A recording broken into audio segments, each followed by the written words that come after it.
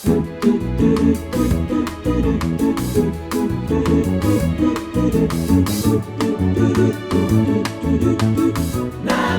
motherfuckers. Welcome to Namaste, Motherfuckers, the only podcast where the worlds of comedy, self-help and business collide. I'm your host, Cally Beaton, and today's episode is about how comedy, tragedy and poetry can change your heart. John Cocteau said, "The poet is a liar who always speaks the truth." That's John Cocteau, the 20th century French poet, by the way, not one half of the 80s Scottish pop band. Little contemporary reference there for the young listeners. Now, poetry's had a bit of a lockdown resurgence, hasn't it, with the youngest ever inaugural poet, Amanda Gorman, stealing the show at Joe Biden's inauguration with her poem, The Hill We Climb. I could not believe what I was seeing, a 22-year-old with such grace, poise and eloquence, reminding me that my 22-year-old can't pick his own pants up off the bathroom floor. But in defence of my offspring, here's a quote from Philip Larkin's This Be the Verse. "They fuck you up, your mum and dad. They may not mean to, but they do. They fill you with the faults they had and add some extra, just for you." Hi, Arthur. Good, I can actually hear you. And I'm guessing you can hear me. That's one hell of a pair of headphones you've got there. I know, they're really annoying. That's today's guest, comedy legend and self-appointed Nightmare of Balham, Arthur Smith. Metrophobia is a fear of poetry, something that Arthur doesn't count among his ailments. As he says in our chat, poetry for him is eternal truth. And I've got a pair of, they were sort of nearly pyjamas. I don't know if you can see them there. Oh, that's a treat. That is lovely. I don't normally like to ask a young man what he's wearing on his bottom half because it's not that kind of a show. I grew up with Arthur Smith, not in the same house in South London, but with him being a significant part of the radio and TV soundtrack of my teens and 20s. Not only was he one of the best-known performers on the alternative comedy scene in the 1980s, but he can sing Jingle Bells backwards, and his French is so good, he's sometimes mistaken for a Belgian. As well as our mutual love of poetry, Arthur and I talked about our Bobby on the Beat dads, conspiracy theories, unconditional love, and life after intensive care. But I started by asking him about the title of his autobiography. My name is Daphne Fairfax.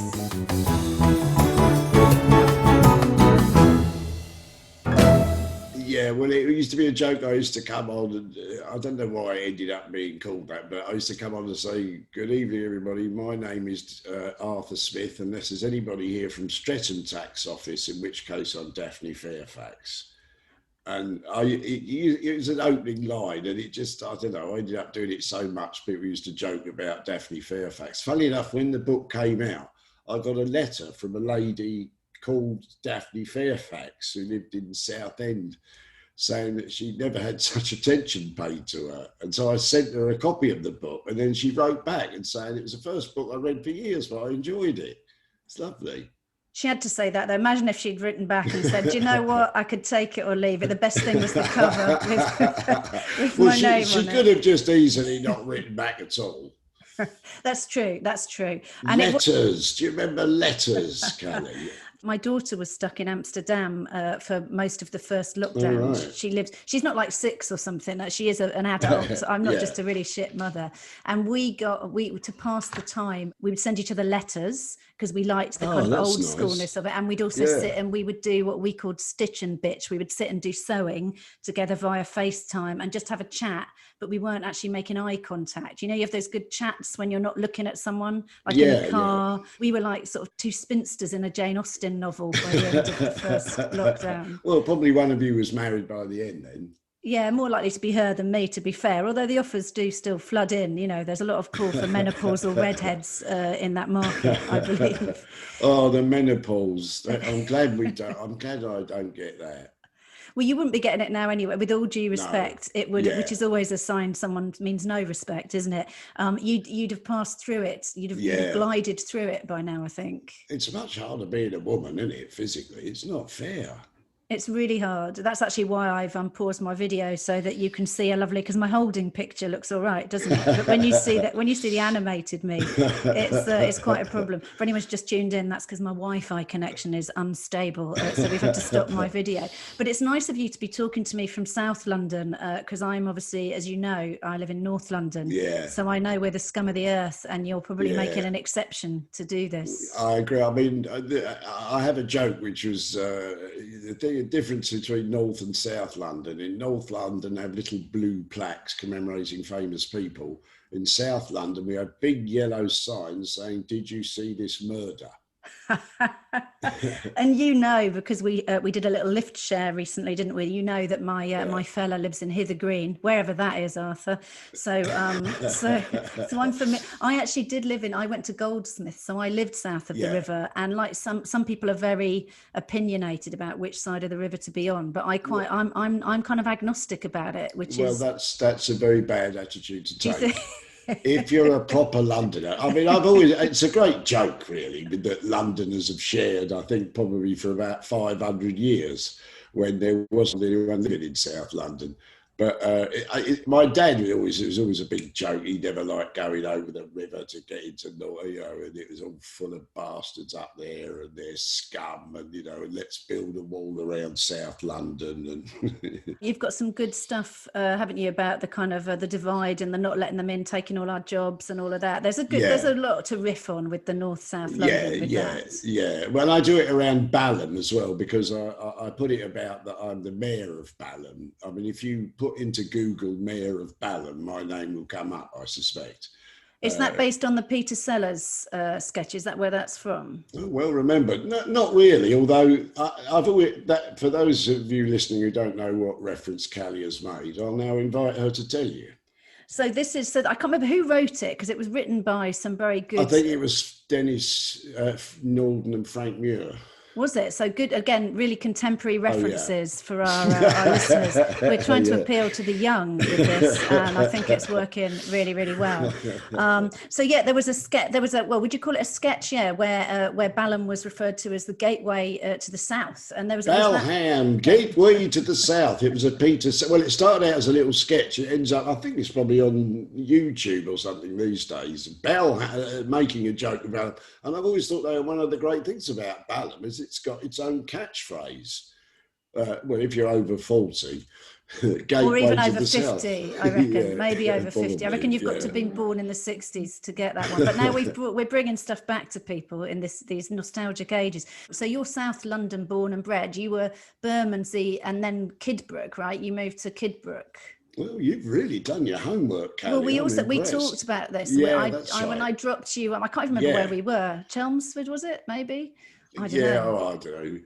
It was somewhere beginning with C. It was my one outing of 2020, so I remember it well. It's the one time I went out. Do you remember going out? Okay, like when you used to kind of go to a place or get on a bus or something. Wow. Or go, as the young people say, go out.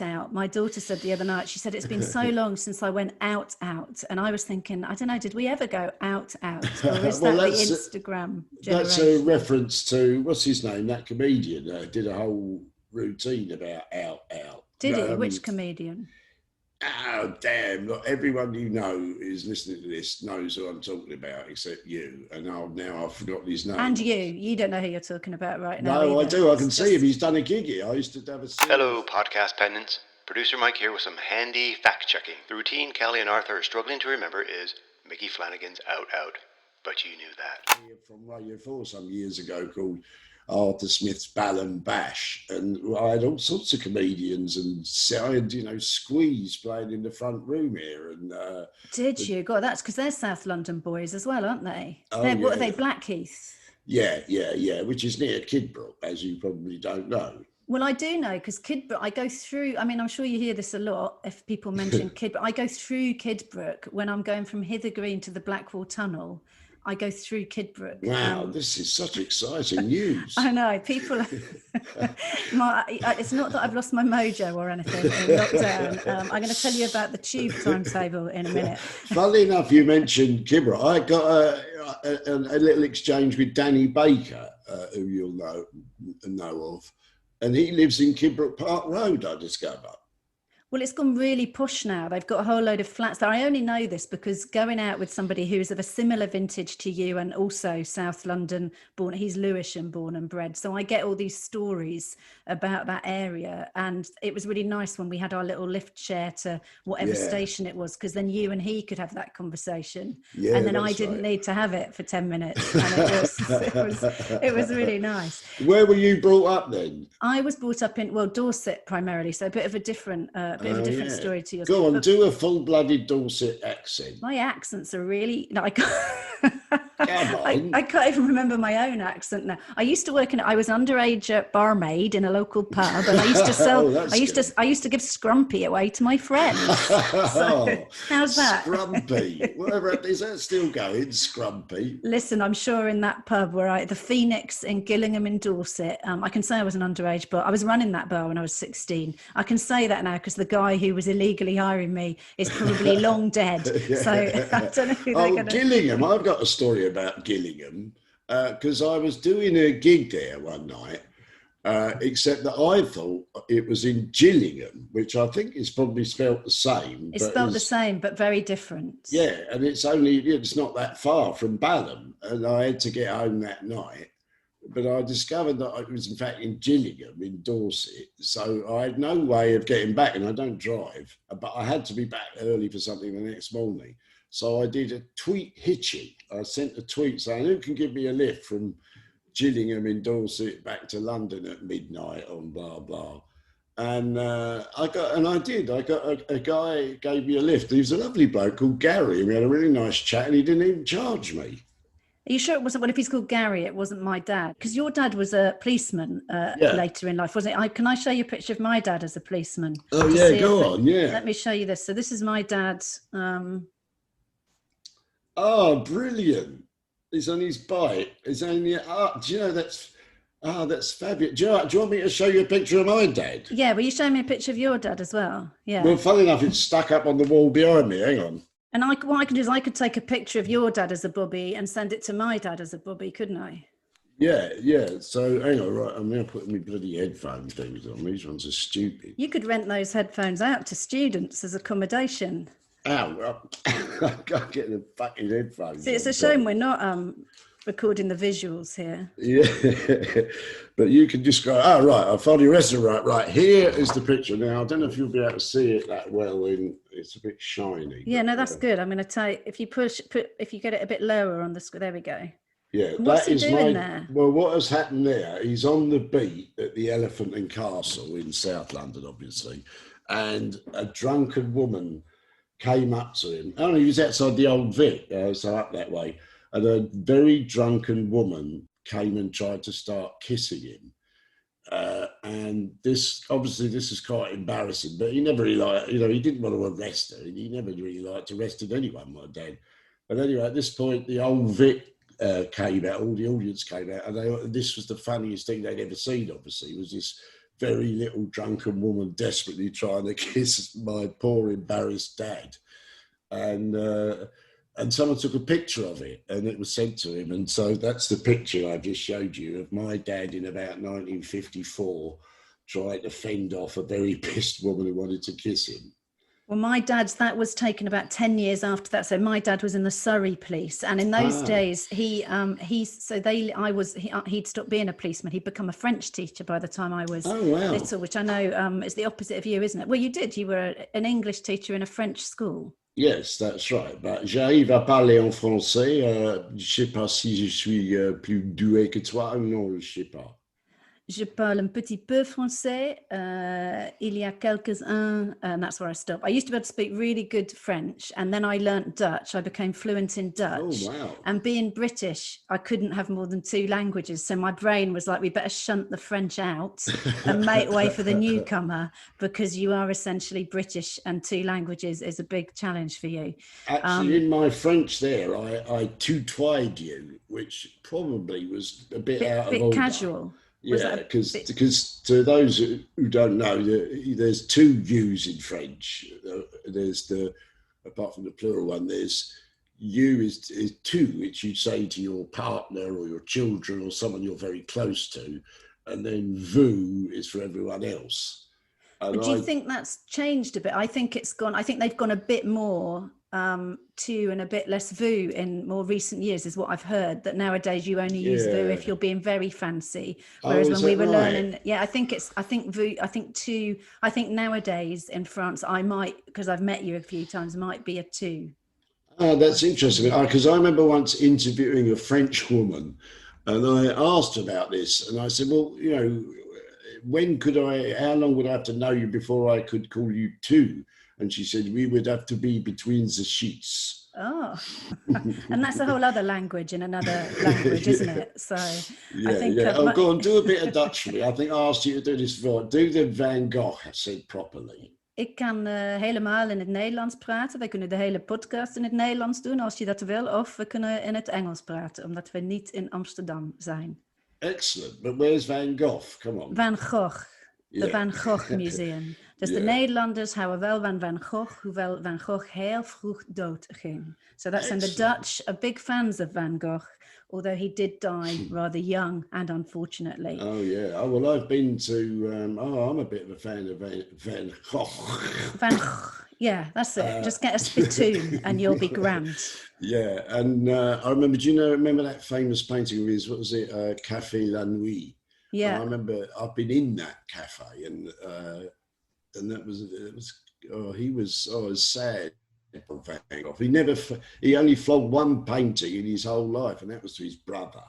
Yeah, he became posthumously famous, didn't he? Which is what I'm relying on, having started so late in stand-up. I'm going to be such a big name this time next century. And my great-grandchildren are going to be very, very pleased to see They'll have statues of you everywhere. Oh, they will. I think they already think I am a statue. No one's noticed anything about me in a very long time. I said to my kids the other day, I could get a Tiger King tattooed across my whole body and you wouldn't even notice. So when my dad was a policeman, my brother was born in a police house on an estate in Guildford, and those days there was one police house on an estate where the rest weren't police houses, and so which really is a recipe, and it was like labelled as the police house. So it's kind of like having a sign saying "kick me," isn't it, or a P plate on a car? Well, I was brought up in ours was a little block of flats that's still there. It's now used by students, I think. Off the lower road, and that was all. We were all policemen's kids, and it was police working there. And then, we used to have some right old bundles with the kids round the corner. I remember there was, you had to be in your little gang, didn't you? Who was in your little gang? Well, I was in I had various gangs, but I was in the Mischief gang, led by Ray. He was a boy who was so tough. His contribution to the nature table was a dead dog. Yeah, really, we were tough. We were in endless battles with the parkies, obviously, which were the people who used to work in Southwark Park, the park keepers. And we were always sort of kicking leaves about and hiding and generally being annoying. Namaste, motherfuckers! Have you seen the thing that's gone viral now I said that like a right old person, where you hold a duvet in front of yourself and you're with a pet and you hide yourself behind a duvet and then you drop the duvet to the ground and you fall to the ground behind it. So the pet, the dog or whatever, thinks you've disappeared and they look and they go frantic. It's funnier than I'm telling it, Arthur. You'll have to have a look. It's TikTok, is it? Yeah, it's on TikTok. Yeah, I'm surprised. Are you not into TikTok? Has lockdown not driven you to those depths? I do Twitter, but I don't really do. I mean, I had another joke. I thought Instagram just used to be a really efficient drug dealer.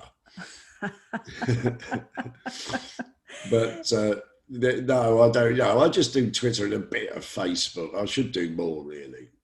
But should you do more? I think everyone's saying you should do less, aren't they, for your mental well-being? Because this is, as you know, namaste, motherfuckers. It's kind of about mental well-being, albeit a little bit tongue-in-cheek. Talking of your dad, because I got quite attached to your dad in your autobiography. I started feeling a bit like I knew Sid a bit, I think because you were saying it. I was like, oh, he sounds lovely. And you said, and I did write this down because I loved it so much at the time I read your book, you said to be a stable individual, the most crucial factor character is to be cherished when young? Because you do strike me as you don't seem as fucked up as a lot of comedians. And do you think that's No. because your parents adored Well, you? it's funny, yes. I think it is definitely the best start in life to be loved by your parents, and preferably they love each other. And, you know, anything else can lead you the wrong way. But what was I going to say about this? Hang on, I've forgotten. The dementia's kicking in. What was it you just said? I said you're not as fucked up as most comedians. Oh, yeah. Because a lot of comedians, I mean, it's funny, I've noticed that, you know, I could think of a number of comedians, you know, Eddie Izzard and Alan Davis, and, you know, people whose parents either died young, or one of their parents, or there's other cases, of course, where the parents were horrible to them or split up. And so it's a bit of a joke of mine that I blame my mother and father for, you know, I would have won the Nobel Prize if they hadn't been so nice to me. But it probably made you less, because I remember you, well, we're about 10 years different in age. So when I was really into watching comedy and listening to it and seeing it on the telly, you were very much a sort of name then. And lots, not that you're not a name now, but that's when you first came to my awareness. And obviously, No, it's fair enough. I'm not such a name now. I think you're quite a name. Enough. Yeah. I've got a long service medal. I think you've got more than a long service, but I won't blow smoke up your arse because I won't get it all the way from North London. Your arse is a long way away, but, you know, metaphorically, I'll blow you some smoke. But I think it's because a lot of the comedy then, if you think about people like Alexei Sale, and there was a real anger, wasn't there? Like lots of people were just properly furious. And I know that was partly politics, but I think it's easier to be furious when you've had a bit of a tough paper round as a kid, isn't it? Because you've got a lot to be angry about.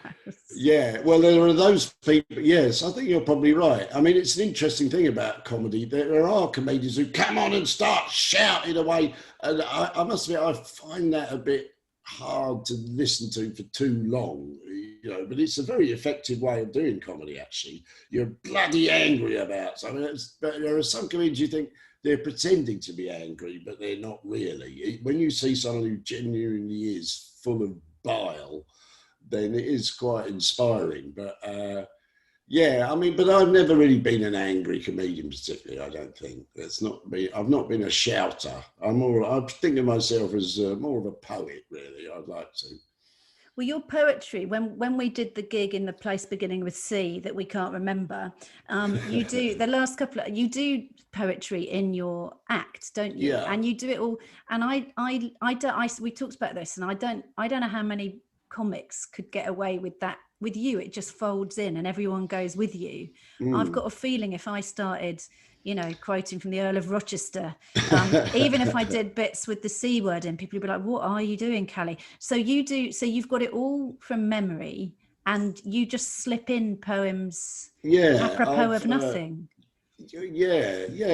Because they do fit in somehow with the rhythm of the way I speak. And if you think about it, poetry it's you know, that which can't be translated. It's the crucial use of words. In a way, in a novel, you can get away with a few words that don't quite fit in or around the wrong way.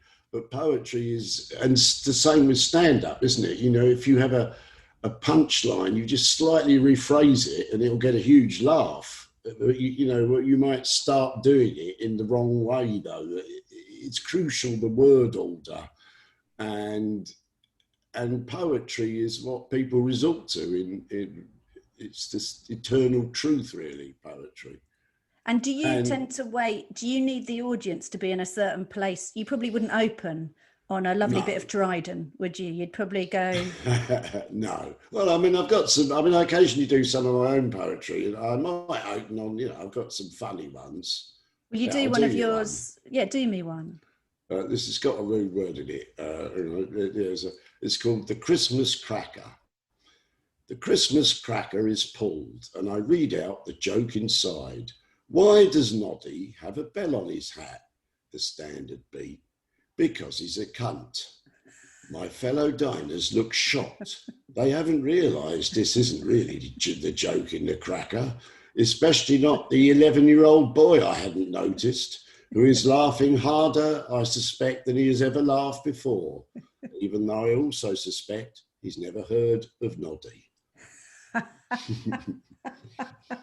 You said I was going to play this episode to my dad, and now I'm going to have to say no. He'll like it. I think a cunt from Arthur Smith is worth. Yeah, I don't know. There'll be a saying about it's it. very rare I deliver that word. And first, when we started out, it was kind of banned, that word from comedy, because it was, because it was saying something, somehow it was making female genitalia rude, and we were all very right on it then. And so you wasn't really allowed to say it. Well, lots of comedians do use it now, I notice. I mean, it's a bit cheating, because you can always get a laugh with a cunt, really. I think you've got to be circumspect with your swearing. Don't you think a lot of people start out swearing loads and talking about sex, and you don't realise, because it's not the way you can talk at home. You think, oh, that's outrageous and it's funny. And then you realise it's much funnier if you're going to use those kind of words, to really use them sparingly. Yeah, I agree. I don't want to hear another young male comic go banging on about wanking and stuff. We know they do that, don't we? We know they're wanking because they're 22-year-old blokes. So it's like, tell us something we don't know. Tell us that you don't wank. That would be interesting. My brother claims never to have wanked. Which brother? Big brother or little brother? Big brother. Maybe he just wanted to protect you from such thoughts. Maybe he was like, oh, I don't think my little brother needs to know this. No, I don't think my little brother was present when he told me. I was an adult, I think, when he told me that. Oh, I must ask him if it's really, it's strange. But then he's quite a dude, my brother. He used to be the editor of the British Medical Journal. Yeah, you've got a family with good, because your little brother's got a proper job as well, hasn't he? They've all got proper jobs. Service. Yeah, I know. Well, I think, again, that's because we had parents who cherished us. And my mother, who was a very clever working class girl, but she got into a grammar school, but then she was evacuated during the war, and she did, brilliantly in her A-levels, but there was no way a working class girl then could go to university or anything. So she was always interested in books and reading, and she used to take us to the theatre. So, and I think she thought, well, I couldn't do it, but I'll encourage them to. And we were the first generation to go to university and whatnot. So unconditional love, you had unconditional love as a child? Well, I don't know if unconditional, I suppose, essentially I did, yeah. And your dad died how old were you when your dad died? 47. So I can't, he was 81, and I remember it was hard to cope with that. But I remember just before he died, and he was kind of obviously on the way out, but he was at home in Bath where I lived, and I was there, and one afternoon, I was just sitting with him. He sort of woke up and said, I've been thinking about religion. And I said, what? And I couldn't make out what he'd said. And then when I went downstairs, I realized he said, I've been thinking about religion. And so I didn't really know. I went up, and, he wasn't a religious man at all, but I suppose clearly he was thinking about what happened after he died. So I remember going up and saying, look, Dad, I don't know what happens when we die, but hey, maybe you'll be young and you'll be cycling through Dorset again with your friend Morris, and you'll meet Hazel, and we'll all come by soon. And then he didn't really wake up, but I sort of detected a small smile, I thought. And then he died later that night. So I was rather pleased to have made that little speech, whether or not he heard it. He will have heard it, though. They say, don't they, that your hearing is the last to go. So that probably was. I mean, you were probably spinning him a real tall tale, and he probably was like, I can't believe the last thing I heard was my own son lying to me about sunshiny fields. And but maybe it is. Who knows? Maybe that is what happens when we die. I mean, I must admit, I think it's unlikely, and I don't think he thought so either. But sometimes it's nice to choose a dream. And to choose a story. And he left Hazel behind then. And is Hazel still going strong? Well, yeah, she said, but she now has dementia. And it was a very hard few years after my father died, because then my mother was living alone, although near my younger brother in Tunbridge. But she was, her grief was palpable, and she started drinking heavily, and she could feel the dementia kicking in as well, and she was so depressed. But in fact, I kind of did a show about that. My Arthur Smith Sings Leonard Cohen Volume 2 was sort of about the subject of my mother's decline. But actually now, and she's in this home up the road, where I can't go and see her at the moment, but she's, and she doesn't really remember who I am now, so it doesn't worry me too much that I can't go and see her at the moment. But actually, she's got these sort of tunes in her head internally, and she, you know, they look after her brilliantly. The carers up there, God, I just worship those people. And you know, she's forgotten. You know, she doesn't know she's got dementia anymore. And people always say live in the moment, but I always think, well, if you can't remember what the last moment was, or you don't know what the next one's going to be, then sort of that's your only option. People going off to India sitting cross-legged for 4 months, they could just get dementia and be living in the moment right now. So yeah, well, there are some things to be said for it. There is. It's like being I was talking to Emily Dean, and then the doctors there say if there's one place you're not thinking about yesterday or tomorrow, you're just hoping someone gets through the next hour. Have you ever been in an ICU unit? I've been. Yeah, my dad's mum, so my policeman dad's mum, who lived in Stanmore. So we weren't a Dorset family born and bred. She was very much a sort of a bit of a mother figure and a role model to me. She was a very modern woman, but she was still living on her own, kind of into her 90s, and she was a single mum, and she was a big inspiration to me. And she had a couple of little tussles with death quite a while before she died, and I've sat with her in an ICU. But you've never been a patient yourself? Never been a patient in an ICU. Have you? Yeah. Oh yeah, because you had your pancreatitis. Oh well, remember, you really are impressive with your well, you remember poetry. I remember everything about Arthur Smith in a way that will have me arrested after this. Tell us that story. Well, I woke up one night. I'd had a bit of a pain in my tummy, and I was suddenly in agony. So I went straight to St George's, where I had acute necrotizing pancreatitis, which sounds pretty grim and is, and I was more likely to die than live at one point, I think.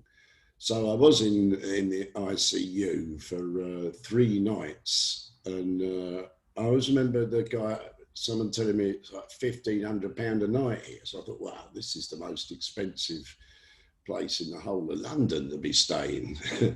But that was quite an experience. And I woke up in the morning. In fact, I was surrounded by my brothers and my then girlfriend and my mum and dad, and all sort of came in. I felt a bit like I was on my deathbed, but I survived, and I'm still here. And so you stopped drinking then? Yeah, I mean, I now occasionally have a small glass of red, you know, every now and again. But yeah, I didn't drink anything for about 10 years. And can you do, because a lot of people who've drunk to the extent they get kind of sick from drink aren't able to just have a drink or 2 drinks. I've dated a few alcoholics and addicts in my time, and I think I've probably got a bit of that personality myself. So I hardly drink. And if I regularly had a drink, it would turn into regularly a lot more than a drink. So have you got the capacity just to have? I seem to now, yes. I mean, I have to keep an eye on it, but yeah, most of the days I don't drink, and I only have like one of those little reds like that. I don't drink red wine, really only with food. I'm quite French like that, you know. I should say, for people who can't see what you just gestured, Arthur just said a little red wine like this and gestured to something the size of a casket that Captain Pugwash would come into shore on. So just a little vat of, no, he didn't. Yeah, no, it's one of those little ones that's £2.60 in the co-op. Oh, well, now you've given me some context. And if you went to the Lidl, it might be £2.10. But maybe, do they have a Lidl in Balham? Or? No, but we've got an Aldi and a Sainsbury's and a Waitrose, which really annoys the posher people of Clapham up the road, that we've got the Waitrose and they haven't. Once you've got a Waitrose, you're very much in danger of losing your working class credentials, I think. Absolutely. I'm more of a co-op man. It's just over the road. And actually, that's one of the things all this lockdown business has taught me, to really cherish those guys and gals who work in the co-op over the road, doing long hours and probably not getting paid that much, and, you know, having to put up with wankers, and just really, you know, just the ordinary and the posty guy. I think more and more, just the people who do the ordinary jobs, they've become, you get to cherish them more. I think that's one of the things about the pandemic. I still think there's an argument for keeping the old people where they are and vaccinating the people in the co-op and the postal workers. And I know that probably wouldn't protect the NHS sufficiently. And I don't want to say that Hazel shouldn't have had has she had her first vaccine, Hazel? Yes, she has. And I've got mine tomorrow. Have you? Oh my God. So if we'd spoken to you tomorrow night, it would have been like having a bit of Bill Gates on the call, wouldn't it? So I've picked you on the wrong day. Yeah, well, that means, I'll have a chip in my head and obviously I'll be part of the world order or something, I suppose. Yeah, the deep state or whatever it is. Yeah, and live forever. I do love a conspiracy theory, don't you? What's your favourite conspiracy theory? Well, I'll tell you the one I feel a bit sorry for at the moment is the chemtrail people. Yeah. Because I feel that they've not had much traction lately with all the new conspiracies coming in. I'm worried for the people. I like the flat earthers, they're good. Did you watch there was a really good Flat Earther documentary on Netflix, I think it was. And the thing I like most about it, so they got, rather than just having a pop at these people, because my son, as well as being ADD, is autistic. So I'm used to people seeing someone who seems a bit eccentric and a bit of an outlier and a bit of a nerd as someone to take the piss out of. And it's easy, isn't it, when people are different to go, there's something wrong with you. And I really liked it with the Flat Earth documentary that they got, mainstream scientists in, who, instead of laughing at these flat earthers, they said these are actually really clever people who've just found they've gone to the nth degree away from mainstream thinking. But if we could harness their brilliance and obsession, they could have been the world's greatest scientists. But they've now had to find people who think more and more like them, confirmation bias. So I thought that was a really interesting way to think we should bring in the conspiracy theorists and help them the earth is rehabilitate. Flat. We know this. You only have to look. Obviously, the earth is flat, and I don't know why it's Bill. No, it can't be Bill Gates because it's been flat for a while. It's, Archimedes. He just wanted to change, try and pretend all this bullshit in order to make money, I suppose. Is that why they're doing it? I can never really see quite why this conspiracy exists. Was anyone making money out of it? I think it's a bit like getting your own version of being a Kardashian for a day. So I think this documentary was really interesting because it basically seemed to say that these people would never be the cool one or the one everyone wanted to listen to in their real world. But if they go to a Flat Earth convention, it's like Beyonce turning up on stage, the ones who are really well known. And suddenly it's like people finding their tribe. So as a mother of a bit of a social outlier, I actually found it quite touching then. And I thought there's dangerous conspiracy theories. I don't think insurrection is a good thing to aim for with a conspiracy theory. So I'm not a fan of them, but I did suddenly think, maybe we should be a bit more empathetic to the conspiracy theories. Also, in the end, I think I don't know nothing, as I believe Plato said. When you're 15, you know everything. But the older you get, the less and less you know, I think. And I'm always distrustful of people who suffer no doubt at all. I think if you're under 30, you're allowed to have no self-doubt. But if over 30, you still think you've got all the answers. It's like the to have the confidence of a mediocre white man saying, isn't it? There's you wouldn't know about that because you're obviously far from mediocre. What would you pick as your namaste motherfucking moment? So a moment that changed your life.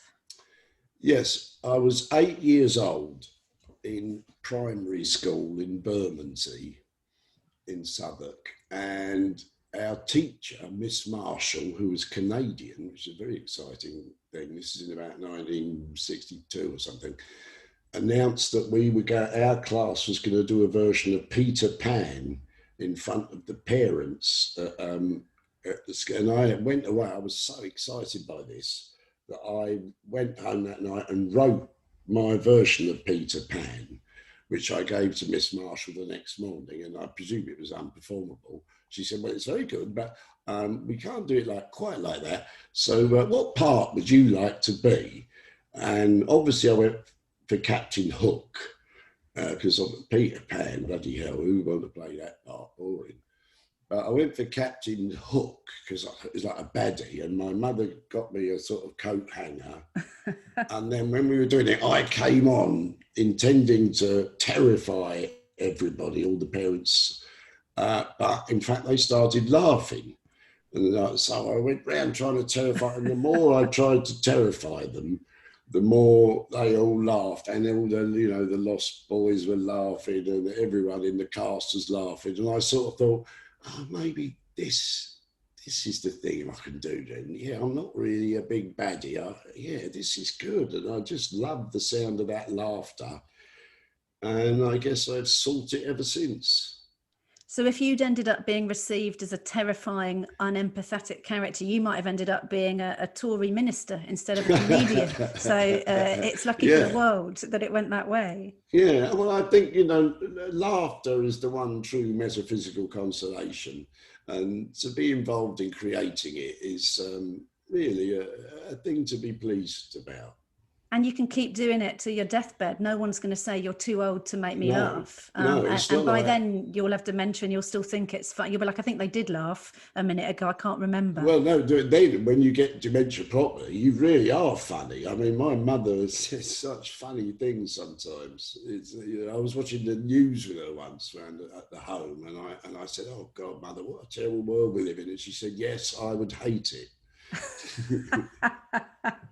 That is a good philosophy. You see, she's ahead of her time. I think she's got more Buddhism in her than Buddha himself. Yeah, she really does. She does have a kind of wisdom even within her confusion. But you're wise as well. There's a wisdom, there's a Smith wisdom, in your book, the stuff you were doing when you were young. Did you think you always had a bit of a older head on your shoulders, even when you were young? Well, I've definitely always looked older than I am. And I was able to get into like films for 18-year-olds when I was about 11, I had a sort of crinkly look about me. So in that sense, I've always felt old. But well, I don't know, wisdom. Do you know the French for wisdom? It's a much nicer word. What is it? Sagesse. Sagesse. Oh, that is nice. It sounds like you could be wise and sexy. Whereas here, wise means your hair's gone, you've got a beard, man or woman. Yeah, you can only really be wise if you're a man as well, obviously. Yeah, whereas sagesse, Isabella Gianni could be. Yes, sagesse. Oh, it's like sagesse as well, I think. Yeah, I'm going to try and cultivate some sagesse. Should we start a kind of thing, an online sagesse, and we could sell our knowledge of sagesse and make everyone else have sagesse, and we can make a lot of money. What do you reckon, Cally? I think that's good, like a sagesse salon. You can come into the online salon for a bit of sagesse. I think we might get some people who don't speak French thinking they're going to get something a bit more exciting than a bit of Plato quoted out. But I know you've got quite a lot to choose from, but what's your favourite joke? Oh yeah, yes, I haven't really decided. I think I might do one that. Yeah, I know. I'll do this one. So a brigadier dies and goes to heaven or wherever you go when you die, and then eventually his wife manages to contact him through the afterlife, through some medium, and she says, "Oh, hello. What's it like up there?" And he says, "Oh, it's pretty good." And she says, "Well, what do you do all day?" He says, "Well, you get up, we'll have a swim, have something to eat, have a bit of sex, go back to bed. That's it." And his wife said, "Well, that's funny, because when you were alive, you couldn't swim. You weren't interested in food, really. And let's be honest, you weren't that bothered about sex." And he says, "Ah, yes," he says, "but down there, I wasn't a duck."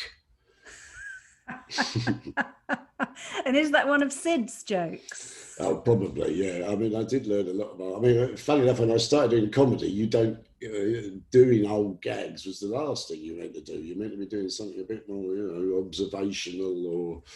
But I've grown to love them, and I do have quite a supply of old jokes. You do have some lovely ones. And you can't be stealing those jokes that are that old, because no one knows where they came from, do they? There's no one ever going to say, "That's my joke about the duck," because no one knows, do they? Yeah, no, they belong to everyone, those jokes. It's not mine. It's yours as well, if you wanted to ever do it. It's like the kibbutz of jokes. We just put them all in there, bring them up together and bring them out as we wish. Exactly. And if there was one bit of life advice you, Arthur Smith, could give to anyone listening, what would it be? Well, I'm loath to do that, really, in a way, but I'll say a couple of things. This is a quote from T.S. Eliot. If you're feeling down, despair and disillusion are essential moments in the progress of the intellectual soul. And I'd also say, remember, you are no more and no less important than anyone else. And finally, I'd agree with Lothian Council, who say Tuesdays and Fridays are rubbish days. Well, I like the fact you were like, I'm loath to give any, but I'm going to give you 3 bits. And it's always nice. I don't think T.S. Eliot is given by way of life advice to people often enough. So thank you for giving that.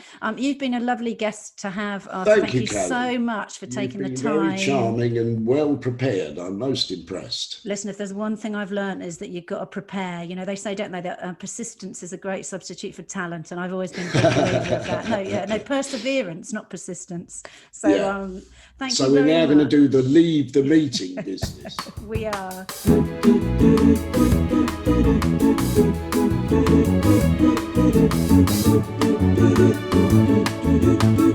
Namaste, motherfucker. That was the legendary Arthur Smith. Now, every episode I pick a thing I'm going to do inspired by my guest.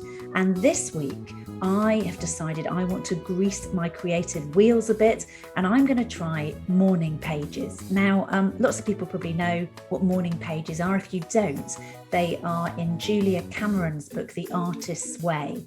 And what she says you need to do, it's pretty straightforward. I have done it before, but I've always lapsed, and I'm going to try and get back into it. So all you do is pretty much first thing you do when you wake up in the morning, you know, before you get a coffee or do whatever you do, is you literally take an A4 pad and you write 3 sides of A4, pen not typed, and you just keep pen to paper. It's sort of stream of consciousness stuff. And you just churn out 3 pages before you think too hard about it or do anything else for that day. So I'm going to be doing that between this and next week's podcast. And in the words of Robert Louis Stevenson, wine is bottled poetry. So that's my breakfast sorted until next time. That's the show for this week. Thanks so much to Arthur for joining me. Thank you for listening. You can find links to Arthur's website and social media and all the other good stuff in the show notes. Namaste, Motherfuckers was written and presented by me, Cally Beaton, with music by Jake Yap and produced by Mike Hansen for Pod People Productions. If you've liked today's show, please subscribe now on your favourite podcast app and also rate and review the show, not because I'm needy and crave external affirmation, although those things are true, but because it does help other people find the show. We'll be back in your feed next Monday when I'll be talking to writer, presenter and podcaster Emily Dean. I felt a fraud, and I felt so uncomfortable in my skin my entire childhood. I'm Cally Beaton. Until next time, motherfuckers.